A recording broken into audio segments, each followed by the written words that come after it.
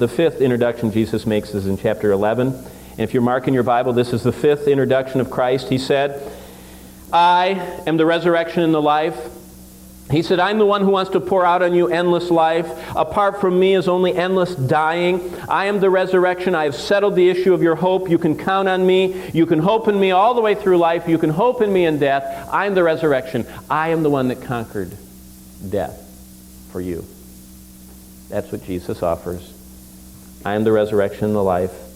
He says, rest in me. I'll give you endless life. In fact, Hebrews chapter 7 has a great verse. You know what it says? It says, Christians are those who live after the power of an endless life. Jesus said, you and I live after the power of an endless life, even though this body is wearing out, and it is. Even though our life strength is ebbing, and it does.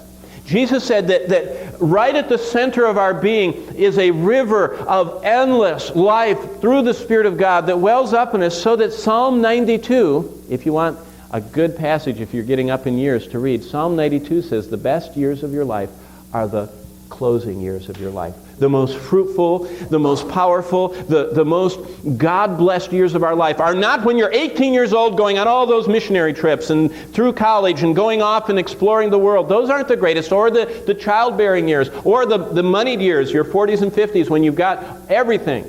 That's not the greatest time in your life. It's the end of your life, God says. Jesus said, I am the resurrection and the life.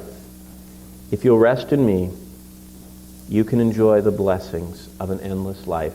The sixth time Jesus introduces himself is in chapter 14. And this is probably the most contested part of the Bible for those we call liberals, because they don't like the fact Jesus was exclusive.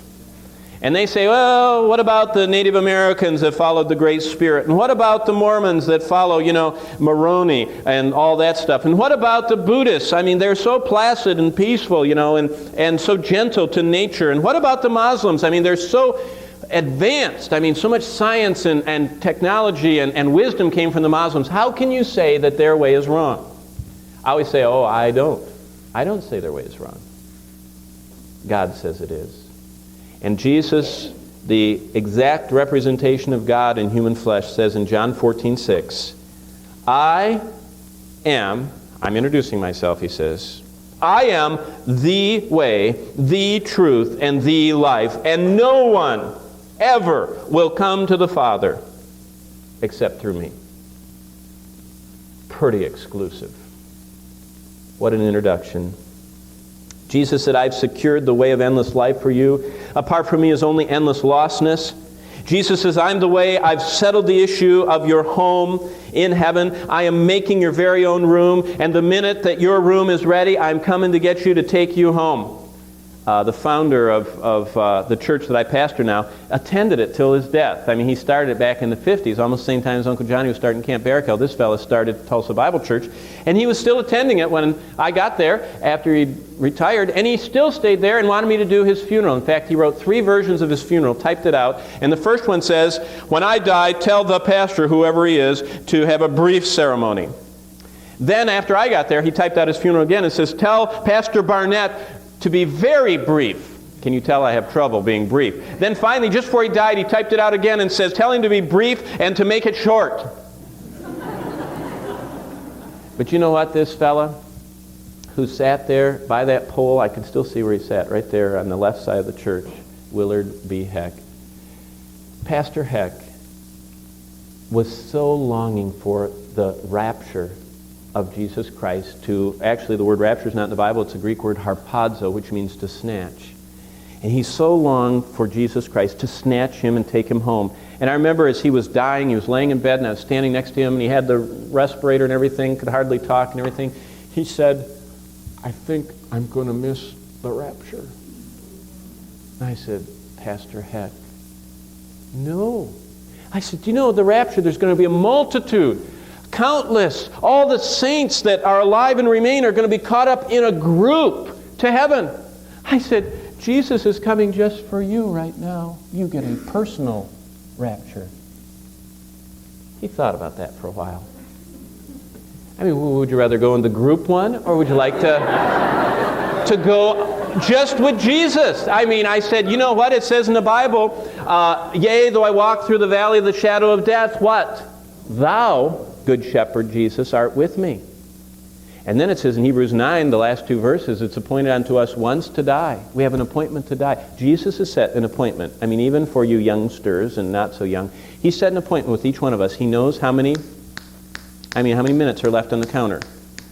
Watch your microwave at home. Watch it count down. There's a counter like that going for your life in God's book. And Jesus knows exactly when your last is going to be, and he actually comes. In fact, as I was at Pastor Heck's bedside, as he was rigor mortis, he died right at home, like that. And was laying there, took his last breath, and was gone. His family, they were all sitting around, crying and everything. And I said, I know where Jesus Christ was at 8:29 tonight. I said, he was right here. Because he says, yea, though you walk through the valley of the shadow of death, I am with you through the valley. He said, I have set an appointment with you, and I will take you home. Why? Because he says in John 14:6, I am the way. And so what he asks us is this: I am the way. I want you to follow me. I am the truth. I want you to believe in me. I am the life. I want you to live my way. You know what Christians were called in the first century? Followers of the way of Jesus. They said, you're the way, I'm going to follow you. You're the truth, I'm going to believe you. You're the life, I'm going to live you. And they did. And people couldn't resist them. People don't even know nowadays. George Barnett and Gallup, both of the statisticians and men that study demographics and cultural trends, you know what they say? There's no statistical difference anymore between Christians and non-Christians in America. We divorce at the same rate. We have premarital fornication at the same rate. We have adulterous relations basically at the same rate. We go to the same movies. We dress basically the same way. We like the same entertainment. There is no basic... Now he's talking about the 100 million people that claim to be Christians in America. He's not talking about true born again. He's talking about all. But he said there's no statistical difference between Christians and non-Christians.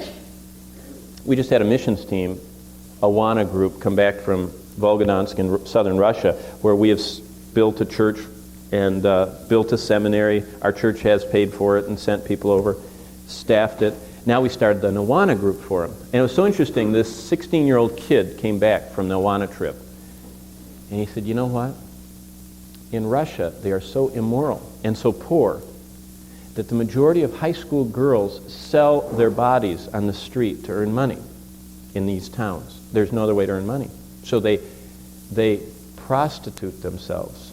And so they dress accordingly. And he said, you know what's so interesting? He says, I went around Volgodonsk, and he said, everywhere I went, all of the young girls that are in those teenage and early college years, all, he said, were so grossly immodest. He said, it was so awful, you couldn't even look at it. They were wearing so little, so revealing and all that.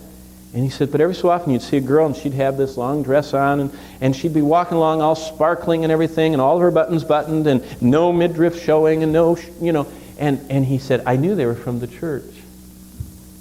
Because everybody at the Evangelical Baptist Church of Volgodonsk has made a commitment in the youth group that they will look as unlike the street sellers of their body as possible. Not to be mean, but to be a testimony for Jesus Christ. And I thought about that. I thought about, just pick up Sunday papers ads and look at what the dress looks like, and it'll look like the MTV and the current rock heroes and the current body givers, and Christians seemingly want to look like that.